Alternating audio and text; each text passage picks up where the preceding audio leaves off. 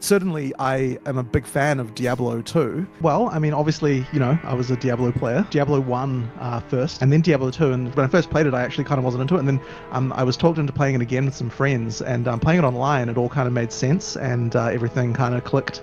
And then you know, it was great from that point onwards. It's like the way that Leech works is some ungodly, inhuman formula that not anyone on Earth understands in PoE 1.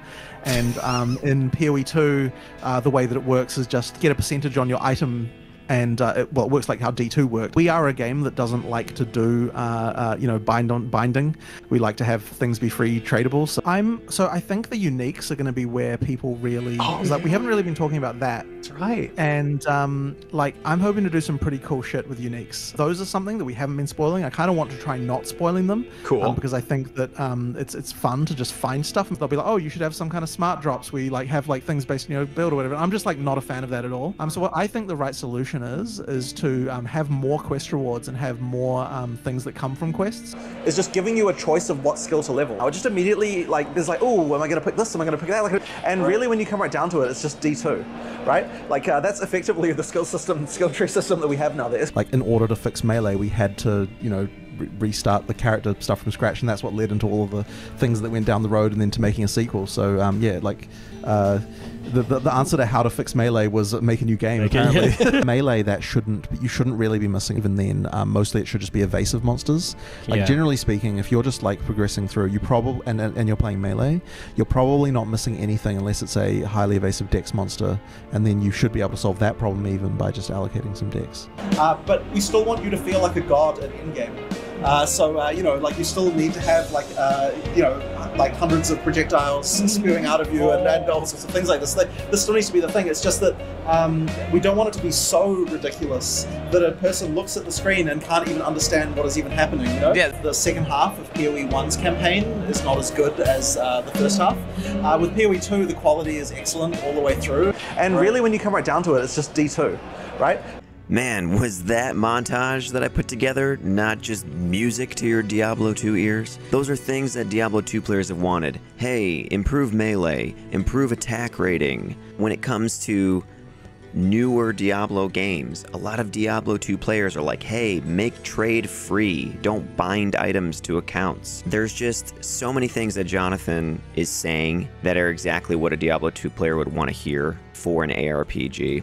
So I'm going to break down for you some of the basics of PoE 2 in Diablo 2 terminology so that we can all go into PoE 2, get right in, play the game. We don't need any tutorials. We don't need anything else. You just need to know a few basic things about the game and you'll be good to go, I promise.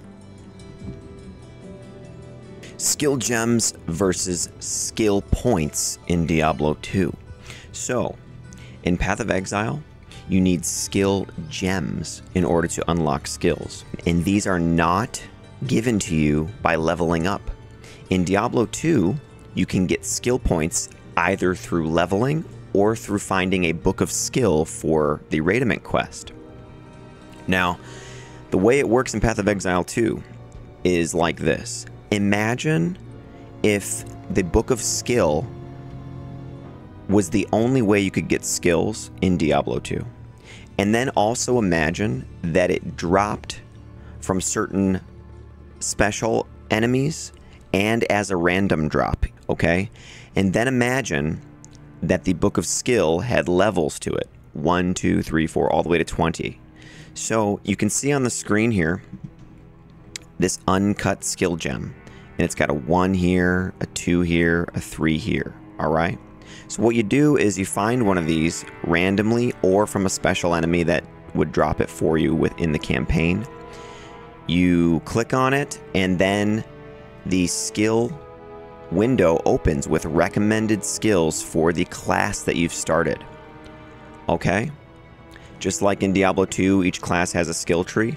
But now, imagine though, if in Diablo 2, you were not just bound to the class skill trees, but you could go to any of them, okay? And you could grab the skill, say from this paladin. You could say, I want the prayer skill from the paladin, And then the next skilled gem I'll grab, I guess I'll grab the Warmth skill from the Sorceress. Or maybe I'll grab Raised Skeleton from the Necromancer. Okay, does that make sense? So, uncut skill gems in Path of Exile 2 are like Book of Skill in Diablo 2. But you have access to every skill tree. Alright, so here's an example from Path of Exile 2. Let's say you're playing the Monk. Something like this will be shown to you. See how this says level 3 uncut skill gem required to engrave skill.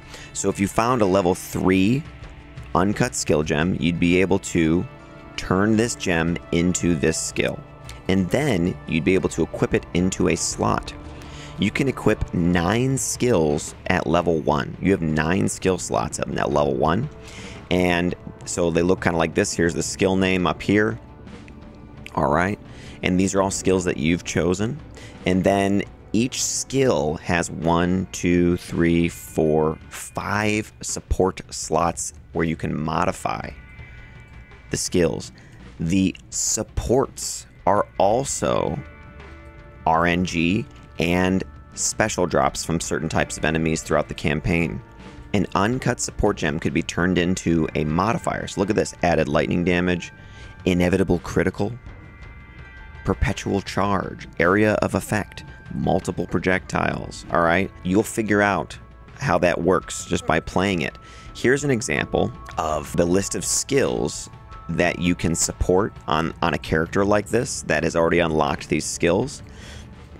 And the recommendations will be given then when you click on those. However, you can just go all gems and it'll just show you all the ones that you can unlock it right there. In that menu, and you can click it and it'll show like 9 support gems that it recommends at various tiers.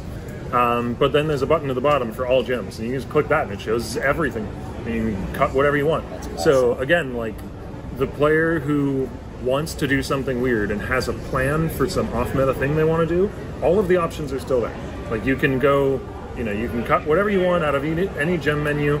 You know, the passive tree still works the same in that every class starts in the same tree and you can path wherever. So you can still do off-meta strange stuff that breaks the game and makes our job hard as developers. But we've just made it so that the presentation of what's there isn't just everything all at once, you know? Right. In Path of Exile 2, no items are class specific. There is a lot of that in Diablo 2. So on the screen you can see an item from Diablo 2 called Death's Fathom, and it says Sorceress only, meaning only the Sorceress class can equip this. No other class can even equip it.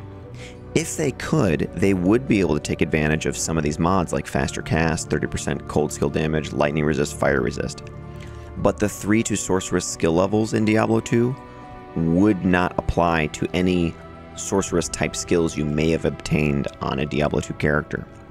In Path of Exile, there are no class specific items. Every class can equip every single type of item as long as you have the requirements. Instead, some skills are weapon specific. So that means that some skills can only be used if you have the right weapon type. Let's give an example. Here is a skill called Earthquake. It's an AoE slam skill for melee, and you need a two-handed or a one-handed mace. Here's a skill called Escape Shot, where you can flip back with a bow and shoot.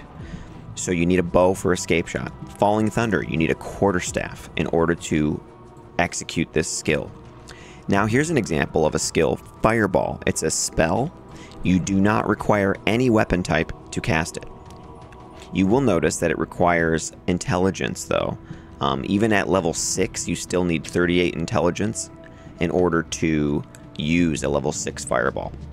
And now here's another example, quarterstaff based. This one does have requirements though, like this level 10 Flicker Strike ability requires a quarterstaff, but also requires level 47 for your character, 40 dexterity, and 40 intelligence. So that's how the limitations come into play. And this is a good thing because without limits, then you can't discover a novel or an intelligent way to build things, right? So it's actually good that the skills are available to everyone, But then there are some limitations with requirements for stats and level, and also requirements for a weapon type.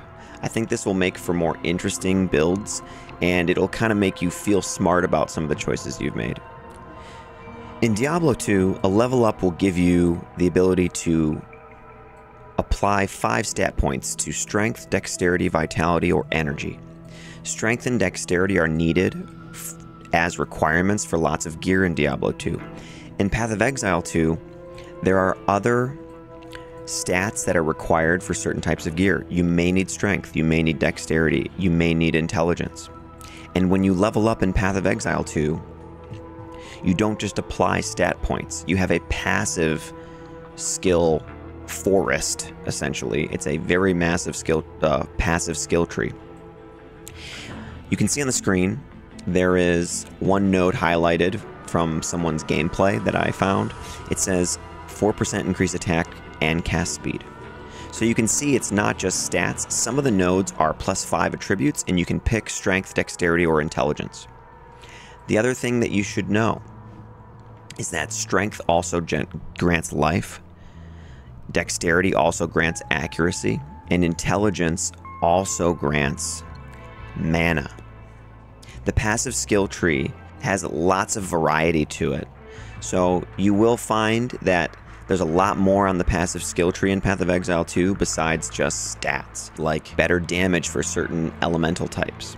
So now you may be wondering, what point is there to picking a class then?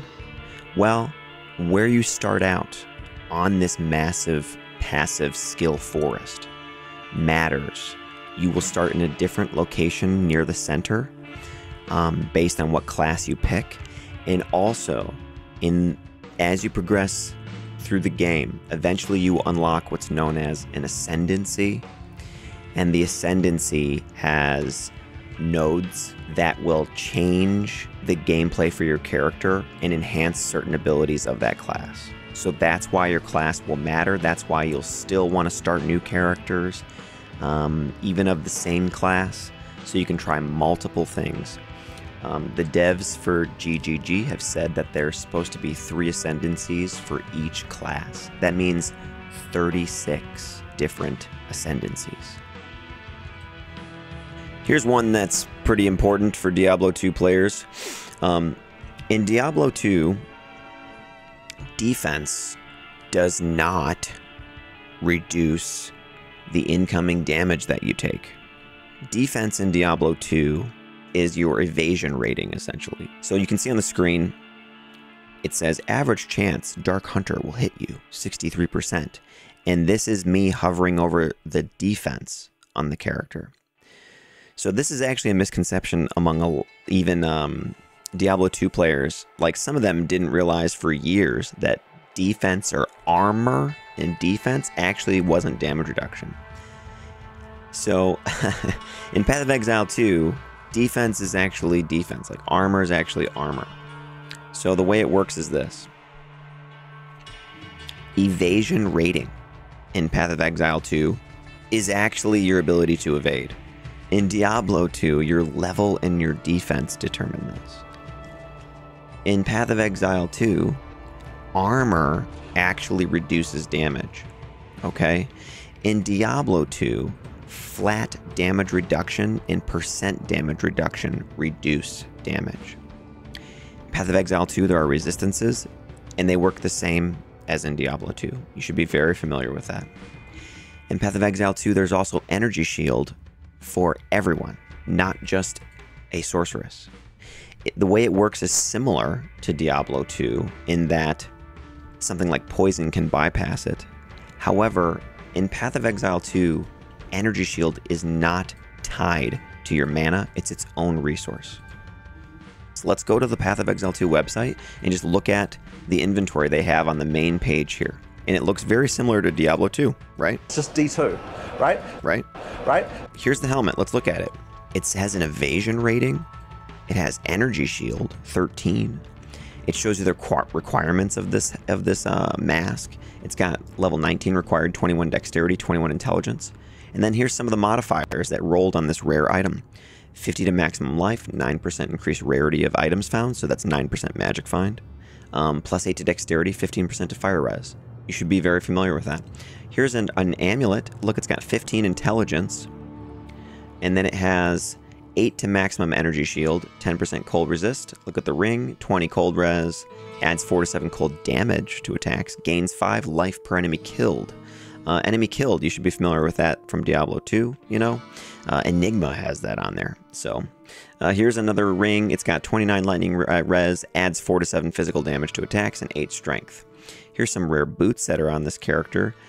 Level 30 required, 27 dexterity required, 27 intelligence required. They grant evasion rating 29, energy shield 15. And then the modifiers, 15% increased movement speed, 15% to fire resistance, regenerate 4.8 life per second, and then 11 to stun thresholds. If you just, I don't think you need an education on this. You'll know what it is. You'll know what being stunned is and how to stun things. Here's some rare gloves. These have evasion rating 43, energy shield 22, requires level 30, 27 dex, 27 intelligence required as well. And you can see there's 10 dex on these, 35 to mana, 22% increased critical damage bonus, and then 48% increased evasion and energy shield. So that's kind of interesting. The evasion and energy shield on these is pretty decent, it looks like, because of that modifier. Look at this. There's a belt. I think the interesting thing about this belt is that it says 11% increased flask life recovery rate. So the belts can roll mods that increase your potions, which are down here. The flasks in Path of Exile 2 can roll magical properties. So like this one gains 0.17 charges per second. This one, 53% increased recovery rate, 11% chance to gain a charge when you kill an enemy.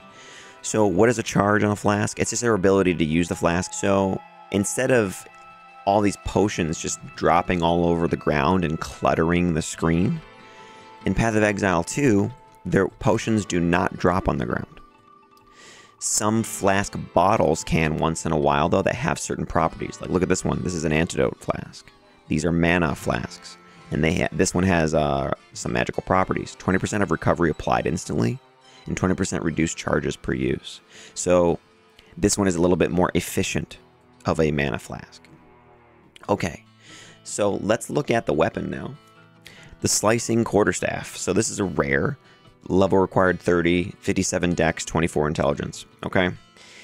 65% increased physical damage, adds 11 to 19 physical damage, adds 1 to 31 lightning damage, 11% increased stun duration. So this looks like a very Diablo 2-esque item to me, you know, especially that 1 to 31 lightning damage.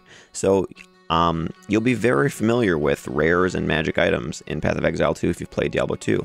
Let's look at the legendary here, the unique. It says Cloak of Flame. Required level 21 and 54 intelligence required. It gives you 67 to your energy shield. And then the mods, 39% to fire res, 49% reduced ignite duration on you. So fire can ignite enemies.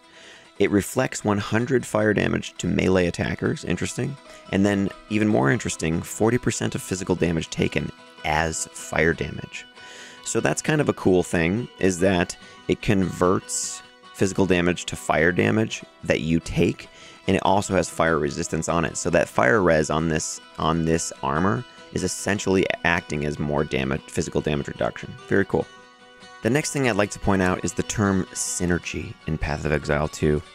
In Diablo 2, synergy refers to placing points into a skill on the skill tree in order to enhance another skill on a skill tree. Usually, this is damage based a lot of times. So if you want a skill to be more powerful, you put points into one of the previous skills in order to enhance it a lot of the time. In Path of Exile 2, synergy refers to the interactivity of skills. So, for example, the sorceress type character in Path of Exile 2 can put a firewall down and then shoot projectiles through the firewall, and those projectiles will gain fire damage or just additional fire damage to them. And I have a clip of that. Let me demonstrate for you.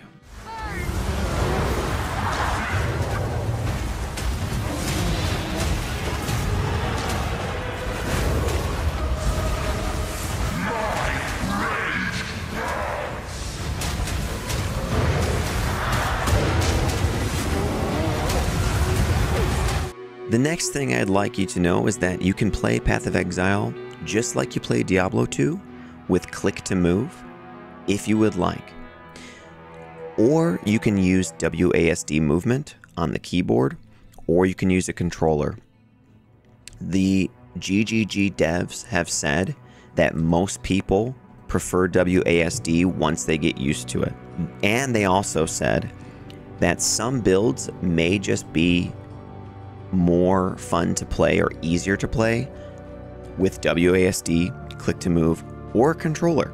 And they're okay with that being a discrepancy. You know the Charsi Imbue quest in Diablo 2?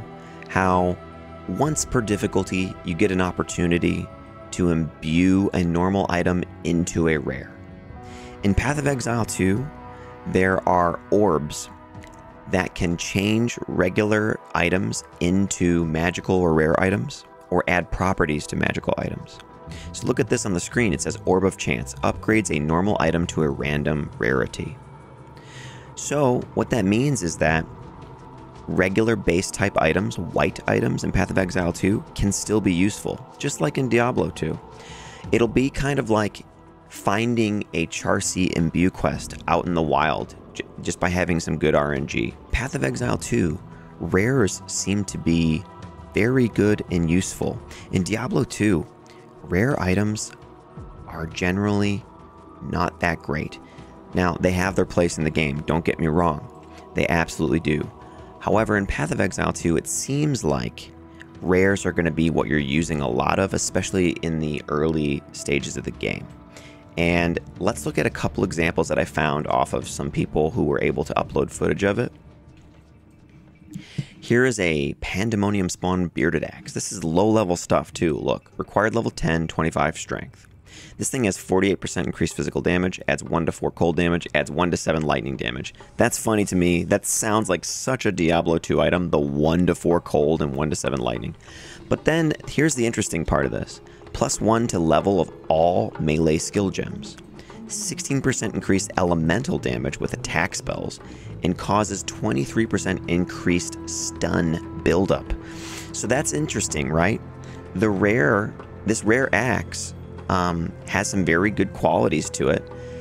It could be used on a hybrid style build because of the elemental damage, and then it could be used to build stun up. It seems pretty cool, actually, to me. Now, on the other side, I have a pair of gloves that I'm just showing here. This is a level 8 cuff, it says. 8% increased armor and energy shield. So that enhances the armor to 13, the energy shield to 5 on this item. 7% increased attack speed. 26 to maximum life and 8 strength. Alright, nothing too crazy. But those are some of the mod types that you could expect in the early game of Path of Exile 2, and it is very reminiscent to things that you would find in Diablo 2. Uniques in Path of Exile 2 have not been shown or discussed very much by the dev team. Jonathan wants to basically kind of keep that hidden and just let people discover those things. So we already went over one of the uniques, that Cloak of Flame Silk Robe that's on their website. Here's another one that I found from someone's playthrough that GGG allowed them to upload. And it says the Bloodthorn Wrapped Quarterstaff. So it says it adds 3 to 9 physical damage, reflects 14 physical damage to melee attackers, 18 to strength, and 20% chance to cause bleeding on hit. So you might think that doesn't sound too crazy. And actually, the mods on that sound very similar to some low-level uniques in Diablo 2. The interesting thing about this to me is that there are no requirements for it. You can see there's no strength, no dex, no intelligence requirement, no level requirement whatsoever. So and now you can see on the other unique over here, there is a requirement on it though. So I'm wondering how many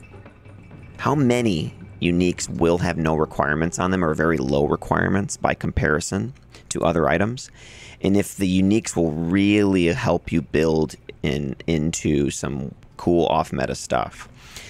I have heard the GGG devs say before that the uniques are supposed to be build-defining.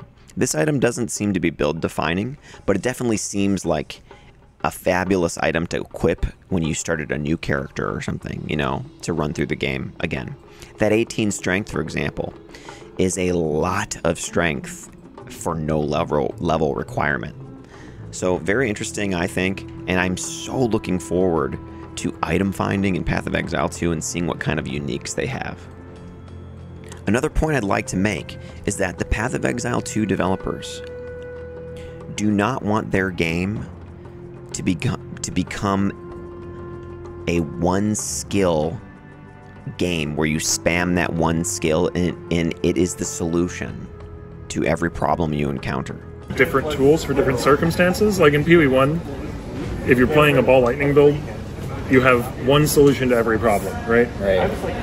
The game puts a problem in front of you that is 50 small little monsters, you press the ball lightning button. Yes. The game puts a problem in front of you which is one giant minotaur boss, you press the ball lightning button. Whatever problem the game puts in front of you, you press ball lightning. You maybe press, you know, Sigil of Power, Arcane Cloak alongside it, but usually as far as active damaging skills, it's ball lightning. Whereas in PoE2, we want to have tools that feel different enough that they're useful in more circumstances, and so that the player feels encouraged to use more than one tool to solve the problems that we're throwing at them. Diablo 2 suffers from this, for sure, but it's not the only way to build good characters in Diablo 2. In Diablo 2, you can have more than one skill that you're using, but some of the best builds in the game basically require you to use one attack skill and one movement skill, usually teleport, and then the other one being like Nova, it's a Blessed Hammer, you know, or Fist of the Heavens or something that clears everything and does good single target damage. So here I pulled this from the GGG Exile Con. This is from one of their slides that they had up, and they said problems with skill variety. Skill variety in Path of Exile 1 suffers because you are heavily rewarded for using a single skill. Every skill needs to do everything. Situational skills have very little place. GGG doesn't like that about Path of Exile 1 anymore, especially Jonathan Rogers, who's the game director.